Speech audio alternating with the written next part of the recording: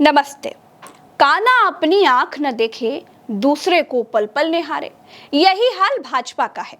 दिल्ली में भाजपा ये कहकर सत्ता में आई है कि केजरीवाल ने शीश महल बनवा लिया है, इसीलिए आप हमको वोट दीजिए, हम जनता के लिए जान दे देंगे। लेकिन हुआ क्या? हुआ बिल्कुल इसके उल्टा। दिल्ली की जनता के साथ जामुन पर बैठे बंदर और मगरमच्छ वाली कहानी हो गई।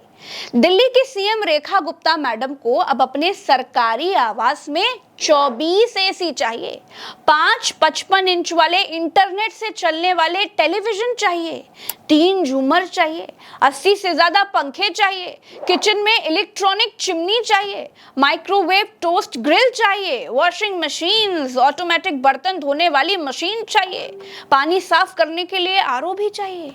सिर्फ इतना ही नहीं दोस्तों, आगे सुनते जाइए।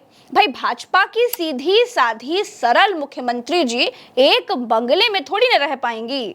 उनको रहने के लिए दो दो बंगले लगेंगे। 2 बंगलों को आपस में जोड़ा जाएगा। एक में मैडम जी खुद रहेंगी, दूसरे में मैडम जी के नौकर चाकर रहेंगे और ऑफिस बनाया जाएगा। और ऐसा भी नहीं है दोस्तों कि मैडम जी किसी भूत बंगले में रहने जा रही हैं, इसीलिए उनको सब कुछ नया नया चाहिए। भाई, जहां मैडम जी रहने जा रही हैं वो बंगला उपराज्यपाल के सचिवालय दफ्तर की तरह इस्तेमाल हो रहा था। भाई, वहां आदम जात की उपस्थिति पहले से है, यानी बिजली, पानी, किचन, पंखे, कूलर, एसी वगैरह वगैरह सब कुछ पहले से है। लेकिन मैडम को ब्रांड न्यू चाहिए। पुराने में मैडम जी एडजस्ट नहीं कर पाएंगी। सुख सुविधाओं से दूर रहने वाली भाजपा की मुख्यमंत्री को 24 एसी चाहिए। क्यों भाई? चलिए, गर्मी होती होगी इसीलिए चाहिए होगी, लेकिन 3 झूमर क्यों चाहिए? क्या बिना झूमर के दिल्ली के लोगों का विकास नहीं हो सकता क्या? और बर्तन धोने के लिए ऑटोमेटिक मशीन क्यों चाहिए भाई? अगर अपना जूठा बर्तन अपने हाथ से धो लेंगी तो मैडम की महंगी वाली नेल पॉलिश कुछ खराब होने का खतरा रहेगा क्या? चलिए, ये भी मान लेते हैं कि मैडम जी मुख्यमंत्री हैं, इसलिए बर्तन धोने की मशीन चाहिए होगी। अब बर्तन धोने जैसे छोटे मोटे काम थोड़ी ना करेंगी।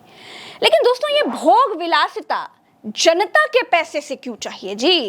केजरीवाल का शीश महल बनवाना गलत था, तो जनता के पैसों को पानी की तरह बहाकर भाजपाई शीश महल बनवाना भी गलत है। लेकिन गोदी मीडिया भाजपा की गोद में खेलती है, इसलिए वो आपको इस पर नहीं बताएगी, इस पर कोई बात नहीं करेगी और आपको पता ही नहीं चलेगा कि भाजपा क्या क्या गुल खिला रही है।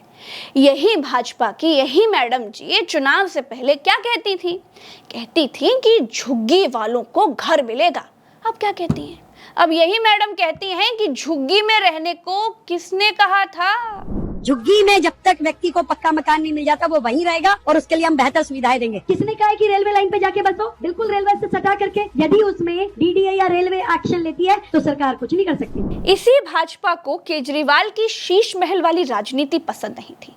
अब इसी भाजपा को अपनी मुख्यमंत्री के लिए लाखों की भोग विलास वाली चीजें चाहिए। ऐसी ही राजनीति के लिए किसी ने खूब कहा है, लगे जो तुक्का तो शायद तीर हो जाए, फटे जो दूध तो शायद पनीर हो जाए, चोर उचक्कों को ना देखा करो हिकारत से, क्या पता कल कौन वजीर हो जाए।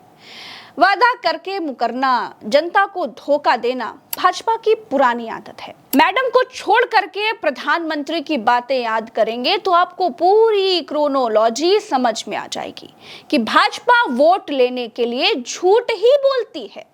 भाजपा जिस चीज का सबसे ज्यादा विरोध करती है, सत्ता में आते ही सबसे पहले वो ही काम करती है। यकीन नहीं होता तो कुछ उदाहरण दे देती हूं दोस्तों। भाजपा ने भ्रष्टाचार का विरोध किया, लेकिन सरकार में आते ही इलेक्टोरल बॉन्ड ला करके घूस को लीगल कर लिया।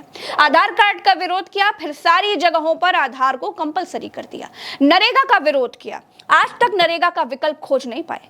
महंगाई का विरोध किया, लेकिन सत्ता में आते ही अनाज तक पर टैक्स लगा दिया। पेट्रोल डीजल सस्ता करने की बात कही थी, लेकिन क्या हुआ? सब कुछ आपके सामने है। काले धन का विरोध किया, लेकिन भाजपा सरकार में स्विस बैंकों में पैसा दिन दुना रात चौगुना बढ़ रहा है।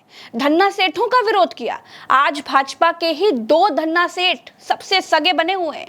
बहुत चीजें गिनाऊंगी दोस्तों तो वीडियो फर्जी ही किसी दूसरी दिशा में मुड़ जाएगा। तो रेखा गुप्ता ने कहा था कि दिल्ली में झोपड़पट्टी वालों को सरकार आते ही घर देंगे, लेकिन किया इसके उल्टा, गरीबों के घरों पर बुलडोजर चला दिया। दोस्तों, केजरीवाल के शीश महल का विरोध करते करते आज भाजपा की मुख्यमंत्री को वही सब काम करना है।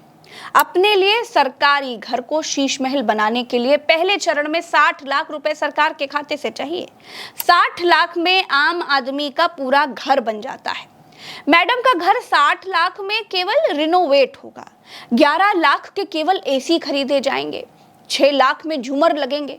बिना झूमर के भी तो काम चल सकता था, लेकिन ऐश भी तो कोई चीज होती है। जो मजा कहाँ 6 लाख के झूमर में हो, वो कहाँ 60 रुपए के CFL में मिलेगा। दोस्तों, रेखा गुप्ता के नए सरकारी बंगले यानी बंगला नंबर 1 जो राज निवास मार्ग पर पड़ता है, जल्द ही इसको शीश महल में तब्दील करने का काम शुरू ही हो जाएगा। बंगला नंबर 1 एक टाइप 7 आवास है जिसमें 4 bedroom, drawing room, visitors hall, नौकरों के लिए कमरा है। PWD के मुताबिक बंगला नंबर 2 को मुख्यमंत्री का कैंप ऑफिस बनाया जाएगा, जहां आम जनता से मुलाकात की जाएगी। दोनों बंगलों को जोड़ने के लिए एक रास्ता भी बनाया जाएगा। फिलहाल मुख्यमंत्री रेखा गुप्ता शालीमार बाग वाले अपने निजी घर में रह रही हैं। फिलहाल इनकी हिम्मत को दाद दीजिए, क्योंकि मैडम ने गृह मंत्री को एक बार मना कर दिया था।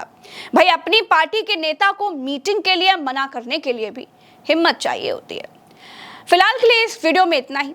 आशा करते हैं कि आपको इस वीडियो से बहुत सारी जानकारियां मिली होंगी। चैनल को सब्सक्राइब करते जाइएगा, वीडियो को शेयर कीजिएगा। नमस्कार।